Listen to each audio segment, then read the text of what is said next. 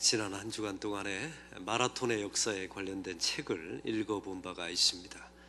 마라톤 42.195km를 달리는 이 마라톤은 인생에 비유한다고 하죠. 그리고 기록 단축을 하는 그런 귀한 스포츠입니다. 인간의 한계가 도대체 어디까지일까 시험해보는 스포츠이기도 하죠. 몇십 년 전에 전 세계 과학자들이 이런 실험을 했다는 것입니다. 사람은 도대체 얼마까지 마라톤을 할 때 심장이 견딜 수 있을까 연구하고 조사해 본 결과 다음과 같이 논문에 발표하게 되었다고 합니다. 그것은 바로 42.19km를 2시간 10분 내로 들어오게 되면 사람의 심장이 파열되어서 그 자리에서 죽게 된다는 논문을 발표하게 된 것입니다.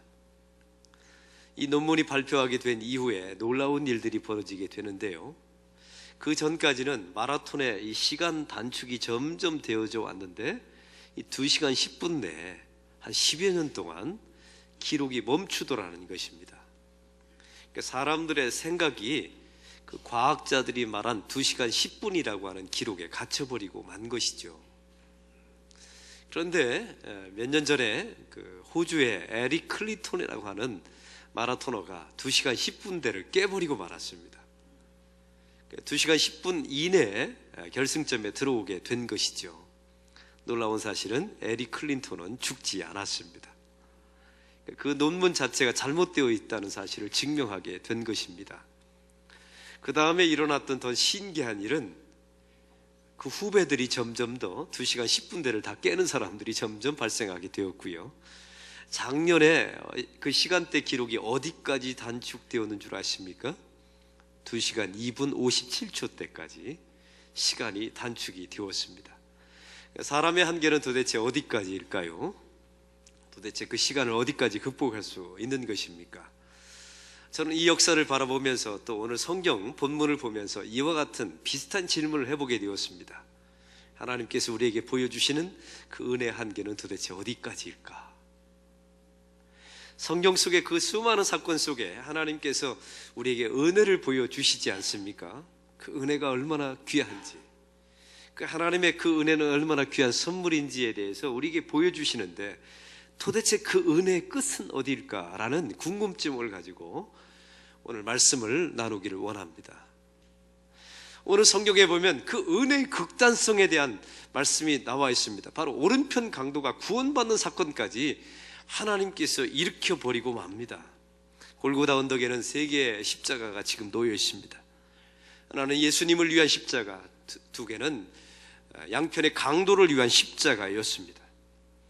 우리가 알다시피 십자가형은 예수님 당시에 가장 극악한 죄수들에게 내리는 가장 잔인한 징벌이었습니다. 죄목 3가지가 있습니다. 강도, 살인, 반란죄. 이 3가지에 한해서만 십자가형을 내릴 수가 있었습니다. 죄가 얼마나 컸기에 죽이는 방식도 이렇게 잔인하게 죽일 수 있었겠습니까? 근데 빌라도를 보십시오. 예수님에게 죄가 없다는 사실을 빌라도는 알았습니다. 유대인들의 시기심에 의해서 예수님께서 신성모독죄라는 죄목을 뒤집어 씌우고 죽을 수밖에 없다는 사실을 알게 되었죠. 사실은 로마법에 의하면 신성모독죄라는 자체가 없습니다. 그러니까 유대인의 법령에는 신성모독죄가 있지만 로마법에는 그런 게 없습니다. 그래서 이 빌라도는 밀란이 날까봐 두려워서 유대인들의 환심을 사기 위해서 예수님의 죄명을 바꿔치기 하지 않습니까? 반란죄로 말입니다. 나중에는 성경에 보니까 이렇게 나와 있습니다. 자칭 유대인의 왕. 더 기가 막힌 것은 2 강도 사이에다가 예수님을 못 박아 버립니다. 빌라도가 말이죠. 사실은 2 강도는 강도 살인죄였기 때문에 따로, 예수님은 반란죄였기 때문에 따로 못 박혀야 합니다. 근데 2 강도 사이에다가 일부러 예수님을 못 박아 죽인 것입니다. 밀란을 잠재우기 위해서 예수님을 내어 주었으면 그냥 죽게 놔두면 어떻습니까? 왜 하필 또 십자가형이었을까요? 또 십자가형을 처할 때 그냥 십자가형도 아닙니다. 2명의 가장 잔인하고 비열했던 살인과 강도죄를 저질렀던 2 강도 사이에 예수님을 처형합니다. 예수님의 모든 의의를 부정해 버리는 것이죠. 도대체 사람은 어디까지 악해질 수 있는 것인가요? 마태복음 27장 44절에 보면, 성경에 보면 처음엔 두 명의 강도가 함께 예수님을 욕하고 비난합니다. 내가 하나님의 아들이여든 십자가에서 내려오라. 이 함께 했던 두 명의 강도가 함께 외쳤어요. 처음에는 말이죠. 사랑하는 성도 여러분, 한번 생각해 보십시오. 마지막 순간이 되면 좀 회개도 하고 자기의 죄도 좀 뉘우치고 양심에 좀 가책도 받고 나이가 좀 들면 50 넘으면 죽을 날을 생각하면서 좀 후회도 좀 하고 하나님 앞에 잘못한 것이 있으면 용서를 구하기도 하고 남에게 피해를 입혔으면 사죄도 하면서 죽어야 되는 것 아닙니까? 그런데 오늘 성경을 보십시오. 내가 하나님의 아들이여든 십자가에서 내려오라고, 그리고 나와 너를 구원하라고 성경은 이 강도들이 외치고 있습니다. 도대체 사람은 어디까지 악해질 수 있는 것입니까? 우리는 이 두 강도의 모습 속에서 나의 실체, 사람의 실체를 보아야 합니다. 모든 사람이 죄를 범하였으며 하나님의 영광에 이르지 못하더니, 그 말씀이 맞아요. 의인은 없나니 하나도 없으며, 그 말씀이 정답입니다. 사람의 무기력함, 무능력함을 성경은 날마다 폭로하고 있습니다. 그 마지막 순간에도 예수님을 시험합니다. 내가 하나님의 아들이여든. 어디서 많이 들어본 말 같지 않아요? 예수님 공생에 시작할 때 사탄이 그 40일 금식교회 했던 예수님에게 찾아와서 뭐라고 말합니까? 내가 하나님의 아들이여든 이 돌로 떡을 만들어 먹으라. 내가 하나님의 아들이여든 성전 꼭대기에서 뛰어내리라. 아주 너무너무 유사합니다. 어떻게 사람은 자기 죄에 대해서 한마디도 말하지 않을까요? 지금 살인과 강도 때문에 처형을 받는 강도들이에요. 그러나 지금 이 자리에서 예수님을 비난하고 있습니다. 도대체 사람의 죄는 어디까지 가는 것입니까?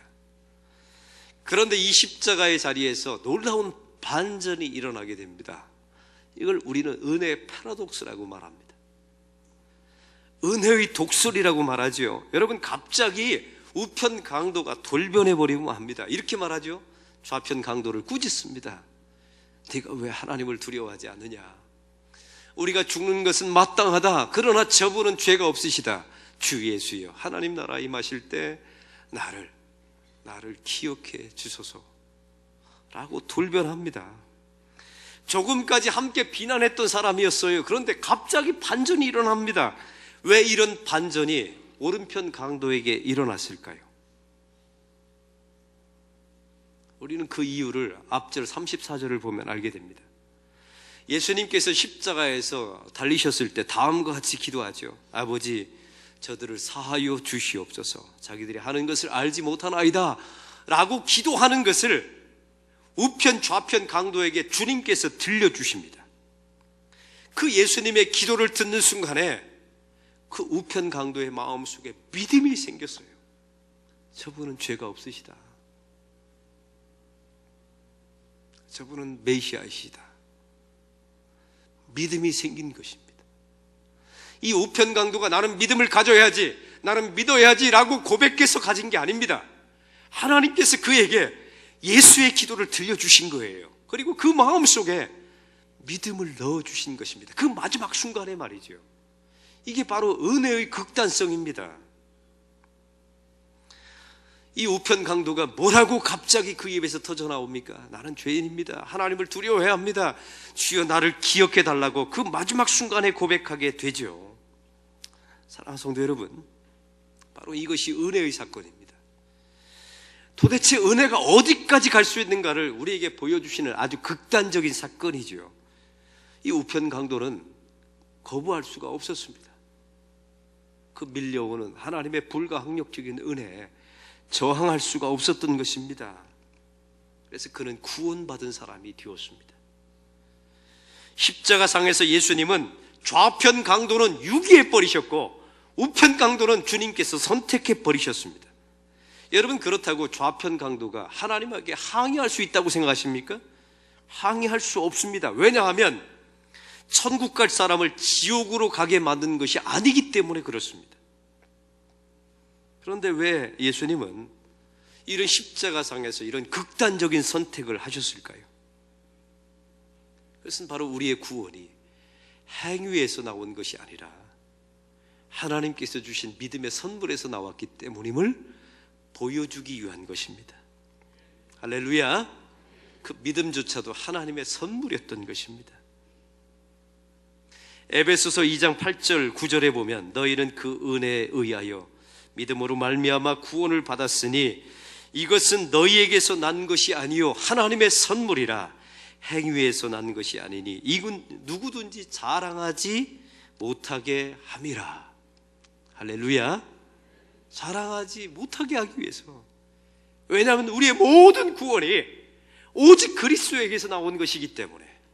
그래서 이 극단적인 사건을 보여주신 것입니다. 로마서 5장 8절은 말하죠. 우리가 아직 죄인 되었을 때, 우리가 의인 되었을 때가 아닙니다. 우리가 아직 죄인 되었을 때 그리스도께서 우리를 위하여 십자가에 죽으심으로 하나님께서 우리에게 대한 자기의 사랑을 확증하셨느니라. 우리가 선한 일을 하는 것을 보고 구원을 작정하신 것이 아니랍니다.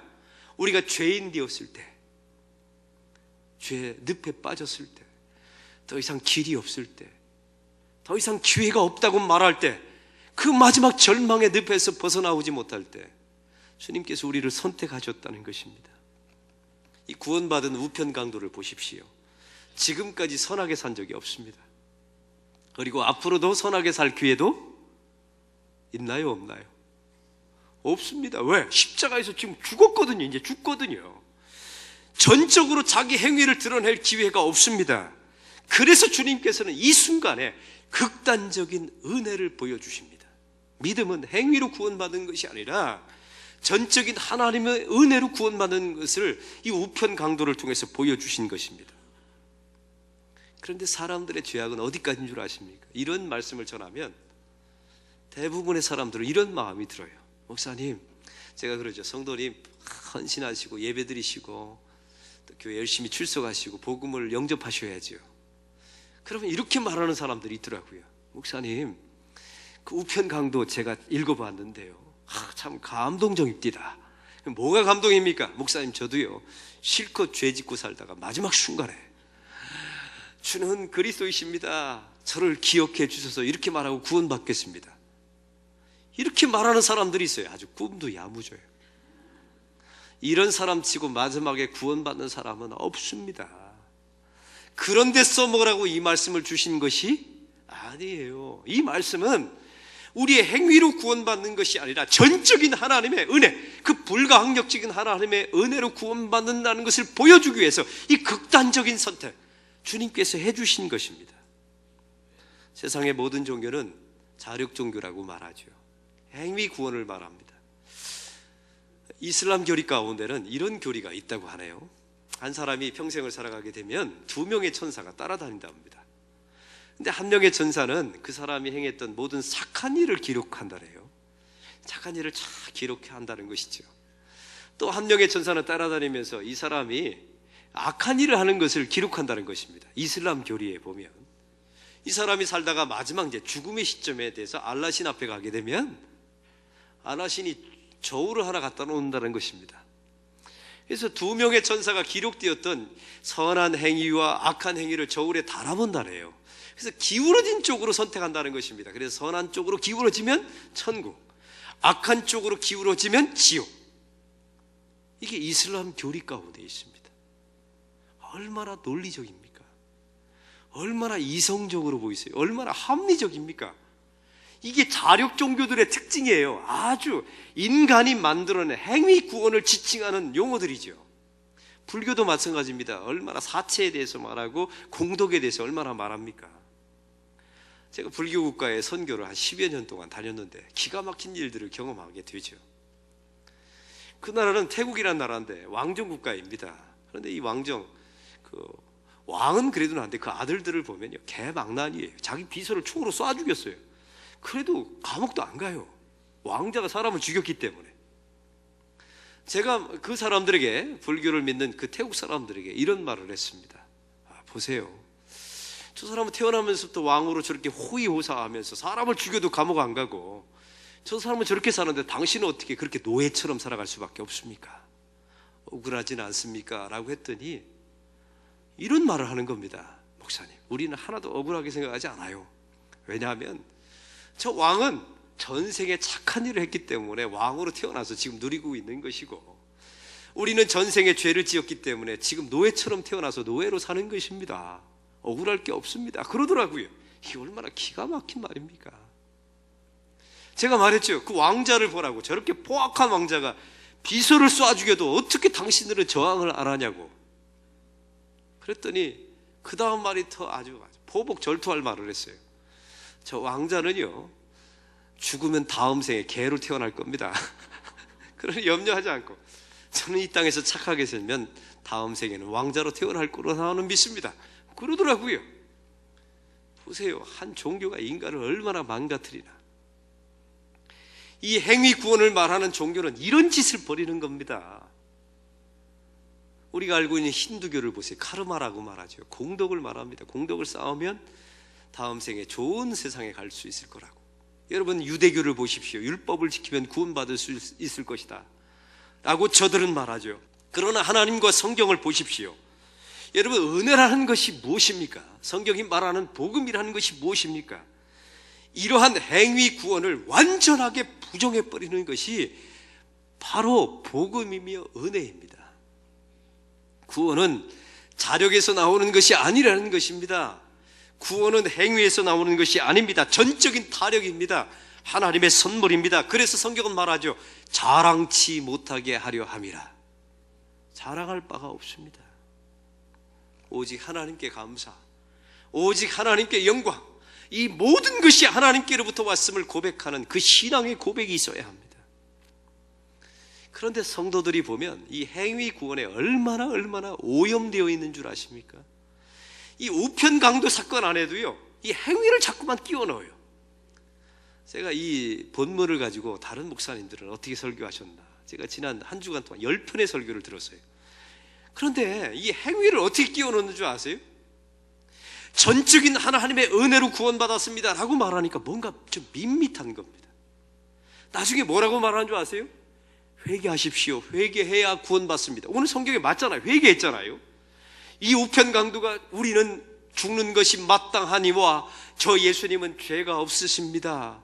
이게 회개 아닙니까? 나는 죄인입니다 하면서 하나님을 또 두려워하지 않습니까? 그러니까 우리 행위를 여기다 끼워 넣는 거예요. 회개해야만 구원받습니다. 여러분도 마지막 순간에 회개하십시오. 틀렸습니다. 잘못된 겁니다.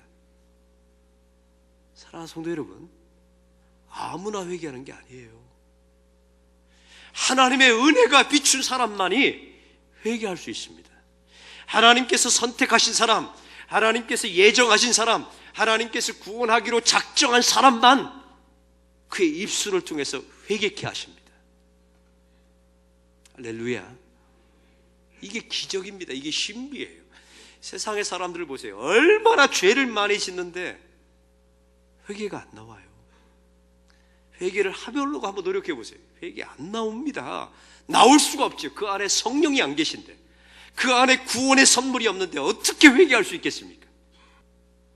하나님께서 선택하신 백성들은 아무리 죄를 많이 지어도 그의 마음을 깨우게 하시고 그 안에 애통하는 성령의 능력을 주시사 그를 회개케 만들어 주십니다. 또 사람들은 밋밋하니까요, 하나님을 두려워하십시오. 그러면 구원받을 수 있습니다. 이런 짓을 벌여요. 여러분, 그렇지 않아요.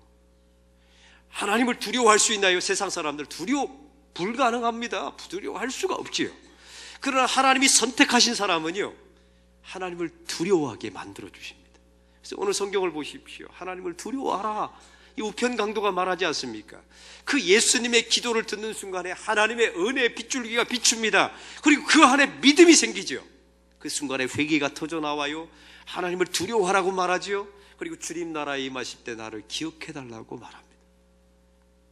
오늘 성경을 보십시오. 이 우편강도 안에 하나님의 은혜의 빛이 비추는 순간에, 하나님의 믿음이 선물로 들어가는 순간에 회개합니다. 하나님을 두려워합니다. 나를 기억해달라고 말합니다. 이게 은혜의 극단성입니다.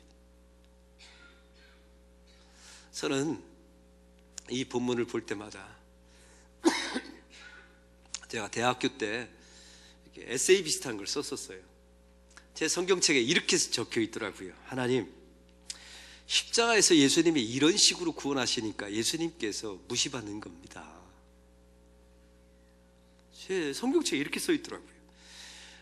예수님께서 십자가 지로 가시면 그냥 가시지, 가시다가 왜 구레네 사람 시몬을 구원하십니까? 그 우연히 만난 사람, 억지로 진 십자가를 진 사람을 구원하시니까 예수님의 격이 떨어지는 겁니다. 예수님 이런 식으로 구원하시니까, 아무 공로도 없고 아무 행위도 없는 이 우편 강도를 구원하시니까 기독교가 욕을 먹는 겁니다. 값싼 구원이라고, 이 싸구려 교회라고. 주님 왜 이런 식으로 구원을 하십니까? 제가 물었던 적이 있습니다. 근데 주님께서 저에게 직접적으로 이렇게 말씀하셨습니다. 내가 그런 식으로 은혜의 극단성을 가지고 구원하지 않았더라면 너는 구원받지 못했을 것이다. 주님께서 말씀해 주셨습니다. 저는 또 하나님께 이런 질문을 했습니다. 하나님, 저 우편 강도를 이런 식으로 구원하셔서 천국에 들어보내시면 저희같이 평생 목사로 산 사람들, 평생 장로님으로, 평생 권사로 봉사하고 헌신했다가 천국 간 사람들이 같은 격이 되는 것 아닙니까? 찝찝합니다. 저는 더러운 강도하고 어떻게 같은 천국에서 같은 하나님의 얼굴을 배우면서 살아갑니까? 하나님 격이 떨어집니다. 저희 같은 사람은 다른 곳으로 보내주시면 안 되겠습니까? 제 어렸을 때 제 책에 그게 적혀 있었어요. 주님께서 저에게 이렇게 말씀해 주셨습니다. 동일아, 네가 바로 그 우편 강도다. CCC 대학교 1학년 수련회 때 하나님께서 저에게 들려주신 음성이었습니다. 그 순간에 저는 꼬꾸라졌습니다. 목사 아들이 그때 회심했습니다. 하나님, 저는 제가 우편 강도입니다. 우리 하나님께서 이런 은혜의 극단성을 보여주지 않았더라면 저 같은 사람은 절대로 구원받을 수 없는 사람이었습니다. 그때부터 저는 진짜 회개가 나오기 시작했고 지금까지도 회개하고 있고, 저는 앞으로 죽을 때까지 회개하다가 죽을 것입니다. 그리고 하나님을 두려워하기 시작했습니다. 그 엄중한 하나님의 심판, 시시각각 다가오는 그 하나님의 진노에 대해서 두려워하는 사람이 되었습니다. 그리고 이제는 주 예수여, 당신의 나라에 임할 때 이 우편 강도 같은 우편 강도인 저를 기억해 주십시오 라고 기도하는 사람이 되었습니다. 이게 하나님의 은혜입니다. 제가 그렇게 변화된 사람이 되었습니다. 대학교 1학년 이전에는 아무리 회개하려고 해도 회개가 나오지 않았습니다. 거짓말했습니다 라고 말했지만 제 안에 슬픈 마음, 애통하는 마음은 없었습니다. 하나님, 제가 더러운 짓을 했습니다. 말은 했지만 제 안에서 동의는 하지 않았습니다. 지금은 동의합니다. 전적으로 동의합니다. 그리고 이런 식의 구원이 아니었더라면 저는 단 한 번도 결코 구원받을 수 없는 사람임을 지금 확실히 합니다. 이것이 저에게 주셨던 하나님의 은혜입니다. 이 은혜가 여러분에게 임하기를 바랍니다. 그래서 자랑하지 마십시오. 직분 가지고 자랑하는 사람은 가장 보잘것없는 사람들입니다. 여러분의 행위를 가지고 자랑하지 마십시오. 하나님의 전적인 선물로 구원받은 사람임을 잊지 마십시오. 그때 여러분의 은혜가 여러분의 삶을 지배하게 될 줄로 믿습니다.